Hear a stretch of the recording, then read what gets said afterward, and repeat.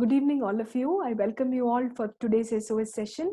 Let us have a quick summary of the book of 2nd Samuel and 1 Kings chapter 1 to 11. 2nd Samuel is all about the life story of David. We find a man after God's own heart here. Let us see the journey of his heart. We find him in the first chapter mourning for his beloved friend and for King Saul.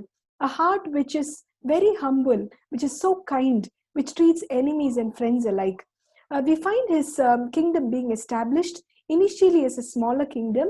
He rules the king as the king of Judah for the period of 7.5 years. After which the remaining tribes also join in, and then he becomes the king of all Israel.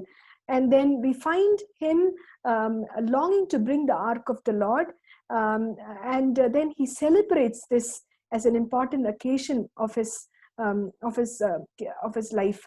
And then we find God establishing his covenant to David. God told him that his covenant with David will be unstoppable and a beautiful unconditional covenant God promises to David. And then he is also kind with Jonathan's own son, Mephibosheth, and also to the neighboring nations as well. We find a heart which worships the Lord um, all through his life. And then he establishes a wonderful kingdom, and he is at the pinnacle of success where he is able to extend the borders of his own kingdom. And then at the pinnacle of his success, he slips. We find him committing adultery to one of his own soldiers' wife, Bathsheba. And then, when confronted by the Lord's prophet Nathan, he immediately breaks down and he sets right all the things. He restores his relationship with the Lord. We see him crying and mourning and repenting for all that he has done. With this, we can see that all in the forthcoming chapters, many troubles come in his family and in the nation of Israel. We find his own son, Amnon, defiling his sister, Absalom murdering Amnon, and then Absalom rebels because he, being the next in line to the throne, he wants to take over the throne. And then David flees Jerusalem. And then, with the death of Absalom, David comes back and he is trying to patch up things right. But then again, civil war is happening. We find rebels coming on and off. And then David with the hand of God, he establishes his throne, and then he is picking up things from there. But then again, he slips, and we find that the pride in his heart caused that, and he immediately surrenders himself back to the Lord, and he offers a sacrifice and worships the Lord.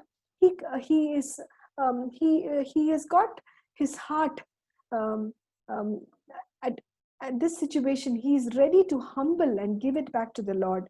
And then he is this period of David's reign is one of the golden periods of Israel's history. And with this, we move on to First Kings, first chapter. We see that when the throne is being moved, when Solomon is going to take over, we find all the enemies being eliminated here. Many of the people, like Adonijah, who was throne, next in the line to throne, he wants to conquer, and then he rebels, and he's also eliminated. Abiathar the priest, he is removed from his position. Joab, who was the commander for David, being eliminated. So now, having all this set, Solomon becomes the ruler of the united kingdom of Israel. And then he has got a real desire for wisdom and understanding, and God grants him. We find two such visitations. God even warns him, and he instructs him personally to Solomon. Solomon was very successful in his reign. There was peace in his kingdom. As God promised, he was the person who built the beautiful temple in Israel. And then that was again a golden period. And then we find prosperity and all that. He breaks God's commandment. We find that as prosperity grew, he became increasingly insensitive to God's word and to his own people. He ended his days with a gluttonous appetite for his own pleasure. Though he wrote many proverbs, Ecclesiastes, Song of Solomon, like a Song of Songs, but then he backslides. We see that God raising enemies against his kingdom, and the kingdom is split. It's divided into two now. The majority of the tribes are given into the hand of another officer called Jeroboam, and then he is beginning his kingdom now. And then we find Rehoboam, the son of Solomon, handed over the remaining tribe of Judah. With this, we end the book of 1 Kings, chapter 1 to 11. Thank you. Have a blessed time.